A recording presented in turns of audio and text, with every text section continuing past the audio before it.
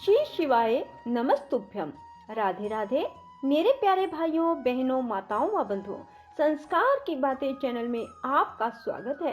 बंधुओं, आज मार्गशीर्ष मास सोमवार के दिन मैं आपको सुना रही हूँ भगवान शिव की कथा। जो मनुष्य भी सोमवार के दिन भगवान शिव की इस कथा को सुनेंगे, भगवान शिव उनकी हर मनोकामना शीघ्र पूरी करेंगे। बंधुओं, पूर्ण विश्वास सच्ची निष्ठा के साथ ही भगवान शिव की इस कथा को सुनने के बाद कमेंट बॉक्स में जय शिव शंकर भोलेनाथ लिखना ना भूलें। बंधुओं, यदि आपने YouTube चैनल संस्कार की बातें अब तक सब्सक्राइब नहीं किया तो जरूर करें और बेल आइकन दबाना ना भूलें। बोलो शिव शंकर भोलेनाथ की जय हो। सनत कुमार जी कहते हैं, हे मुने, शंखचूड़ के ये सकाम वचन सुनकर तुलसी ने उससे कहा। तुलसी बोली, मैं धर्मध्वज की तपस्विनी कन्या हूँ, यहाँ तपोवन में तप कर रही हूँ। आप कौन हैं? सुखपूर्वक अपने अभिष्ठान को चले जाइए, क्योंकि नारी जाति ब्रह्मा आदि को भी मोह में डाल देने वाली होती है। यह विषतुल्य निंदनीय दोष उत्पन्न करने वाली माया रूपिणी तथा विचारशीलों को भी श्रृंखला के समान जकड़ लेने वाली होती है। सनत कुमार जी कहते हैं, महर्षि, तुलसी जब इस प्रकार रस भरी बातें कहकर चुप हो गई, तब उसे मुस्कुराती देखकर शंखचूड़ ने भी कहना आरंभ किया। शंखचूड़ बोला, देवी, तुमने जो बात कही है वह सारी की सारी मिथ्या हो। ऐसी बात नहीं है, इसमें कुछ सत्य है और कुछ असत्य भी। इसका विवरण मुझसे सुनो। शोभने, जगत में जितनी पतिव्रता नारियां हैं उनमें तुम अग्रणी हो। मेरा तो ऐसा विचार है कि जैसे मैं पाप बुद्धि कामी नहीं हूँ, उसी प्रकार तुम भी काम पराधीना नहीं हो। फिर भी इस समय मैं ब्रह्मा जी की आज्ञा से तुम्हारे समीप आया हूँ और गांधर्व विवाह की विधि से तुम्हें ग्रहण करूँगा। भद्रे, क्या तुम मुझे नहीं जानती हो अथवा तुमने कभी मेरा नाम भी नहीं सुना है? अरे, देवताओं में भगदड़ डालने वाला शंखचूड़ मैं ही हूँ। मैं दनु का वंशज और दंभ नामक दानव का पुत्र हूँ। पूर्व काल में मैं श्री हरि का पार्षद था। मेरा नाम सुदामा गोप था। इस समय मैं राधिका जी के शाप से दानवराज शंखचूड़ होकर उत्पन्न हुआ हूँ। ये सारी बातें मुझे ज्ञात है, क्योंकि श्री कृष्ण के प्रभाव से मुझे अपने पूर्व जन्म का स्मरण बना हुआ है। सनत कुमार जी कहते हैं, मुने, तुलसी के समक्ष यूं कहकर शंखचूड़ चुप हो गया। जब दानवराज ने आदर पूर्वक तुलसी से ऐसा सत्य वचन कहा, तब वह परम प्रसन्न हुई और मुस्कुरा कर कहने लगी। तुलसी बोली, भद्र पुरुष, आज आपने अपने सात्विक विचार से मुझे पराजित कर दिया है। जो पुरुष स्त्री द्वारा परास्त ना हो सके वह संसार में धन्यवाद का पात्र है, क्योंकि जिसे स्त्री जीत लेती है वह पुरुष सदाचारी होते हुए भी सदा अपावन बना रहता है। देवता, पितृ और समस्त मानव उसकी निंदा करते हैं। जन्ना शौच तथा मरना शौच में ब्राह्मण 10 दिनों में, क्षत्रिय 12 दिनों में और वैश्य 15 दिनों में शुद्ध हो जाता है, और शूद्र की शुद्धि 1 मास में हो जाती है। ऐसा वेद का अनुशासन है। परंतु स्त्री से पराजित हुआ पुरुष की शुद्धि चिता दहा के अतिरिक्त अन्य किसी प्रकार से भी संभव नहीं है।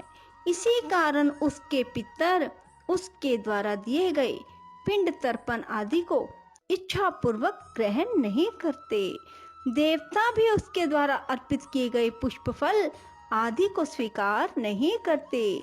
जिसका मन स्त्रियों द्वारा आहत हो जाता है, उसके ज्ञान, उत्तम तप, जप, होम, पूजन, विद्या और दान से क्या लाभ, अर्थात उसके सभी निष्फल हो जाते हैं। मैंने आपके विद्या, प्रभाव और ज्ञान की जानकारी के लिए ही आपकी परीक्षा ली है, क्योंकि कामने को चाहिए कि वह अपने मनोनीत कांत की परीक्षा करके ही उसे पति रूप में वरण करे। सनत कुमार जी कहते हैं, व्यास जी, जिस समय तुलसी यों वार्तालाप कर रही थी, उसी समय सृष्टिकर्ता ब्रह्मा वहां आए और कहने लगे।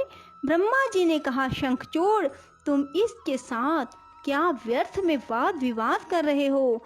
तुम गांधर्व विवाह की विधि से इसका पानी ग्रहण करो, क्योंकि निश्चय ही तुम पुरुष रतन हो। यह सती साध्वी नारियों में रतन स्वरूपा है। ऐसी दशा में निपुणा का निपुण के साथ समागम गुणकारी ही होगा। फिर तुलसी की ओर लक्ष्य करके बोले, सती साध्वी तुलसी, तू ऐसे गुणवान कंत की क्या परीक्षा ले रही है? यह तो देवताओं, असुरों और दानवों का मान मर्दन करने वाला है। सुंदरी, तू इसके साथ संपूर्ण लोकों में सर्वदा उत्तम उत्तम स्थानों पर चिरकाल तक यथेष्ट विहार कर। शरीर अंत होने पर यह पुनः गोलोक में श्री कृष्ण को प्राप्त होगा और इसकी मृत्यु हो जाने पर तू भी वैकुंठ में चतुर्भुज भगवान को प्राप्त करेगी। सनत कुमार जी कहते हैं, मुने, इस प्रकार आशीर्वाद देकर ब्रह्मा अपने धाम को चले गए। तब दानव शंखचूड़ ने गंधर्व विवाह की विधि से तुलसी का पानी ग्रहण किया। यूं तुलसी के साथ विवाह करके वह अपने पिता के स्थान को चला गया और मनोरम भवन में उस रमणी के साथ विहार करने लगा। सनत कुमार जी कहते हैं, महर्षि, जब शंखचूड़ ने तप करके वर प्राप्त कर लिया और तब विवाहित होकर अपने घर लौट आया, तब दानवों और दैत्यों को बड़ी प्रसन्नता हुई। वे सभी असुर तुरंत ही अपने लोक से निकलकर अपने गुरु शुक्राचार्य को साथ ले दल बनाकर उनके निकट आए और विनय पूर्वक उन्हें प्रणाम करके अनेकों प्रकार से आदर प्रदर्शित करते हुए उसका स्तवन करने लगे। फिर उसे अपना तेजस्वी स्वामी मानकर अत्यंत प्रेम भाव से उसके पास खड़े हो गए। उधर दंभ कुमार शंखचूड़ ने भी अपने कुलगुरु शुक्राचार्य को आया हुआ देखकर बड़े आदर और भक्ति के साथ उन्हें साष्टांग प्रणाम किया। तदंतर गुरु शुक्राचार्य ने समस्त असुरों के साथ सलाह करके उसकी सम्मति से शंखचूड़ को दानवों और असुरों का अधिपति बना दिया। दंभपुत्र शंखचूड़ प्रतापी एवं वीर तो था ही, उस समय असुर राज्य पर अभिषिक्त होने के कारण वह असुरराज विशेष रूप से शोभा पाने लगा। तब उसने सहसा देवताओं पर आक्रमण करके वेग पूर्वक उनका संहार करना आरंभ किया। संपूर्ण देवता मिलकर भी उसके उत्कृष्ट तेज को सहन न कर सके, अतः वे समर भूमि से भाग चले और दीन होकर यत्र तत्र पर्वतों की खोहों में जा छिपे। उनकी स्वतंत्रता जाती रही। वे शंखचूड़ के वशवर्ती होने के कारण प्रभाहीन हो गए। इधर शूरवीर प्रतापी दंभ कुमार दानवराज शंखचूड़ ने भी संपूर्ण लोकों को जीतकर देवताओं का सारा अधिकार छीन लिया। वह त्रिलोकी को अपने अधीन करके संपूर्ण लोकों पर शासन करने लगा और स्वयं इंद्र बनकर सारे यज्ञ भागों को हड़पने लगा तथा अपनी शक्ति से कुबेर, सोम, सूर्य, अग्नि, यम और वायु आदि के अधिकारों का भी पालन करने लगा।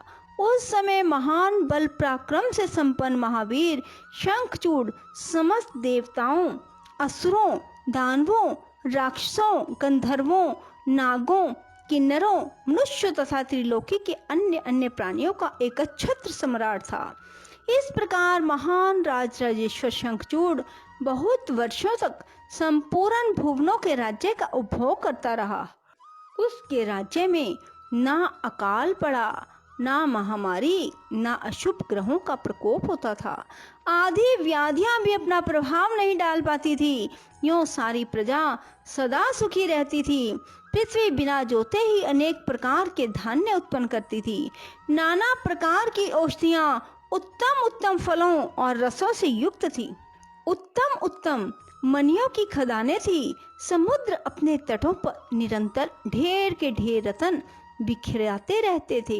वृक्षों में सदा पुष्प फल लगे रहते थे। सरिताओं में सुस्वाद नीर बहता रहता था। देवताओं के अतिरिक्त सभी जीव सुखी थे। उनमें किसी प्रकार का विकार नहीं उत्पन्न होता था। चारों वर्णों और आश्रमों के सभी लोग अपने अपने धर्म में स्थित रहते थे। उनमें किसी प्रकार का विकार उत्पन्न नहीं होता था।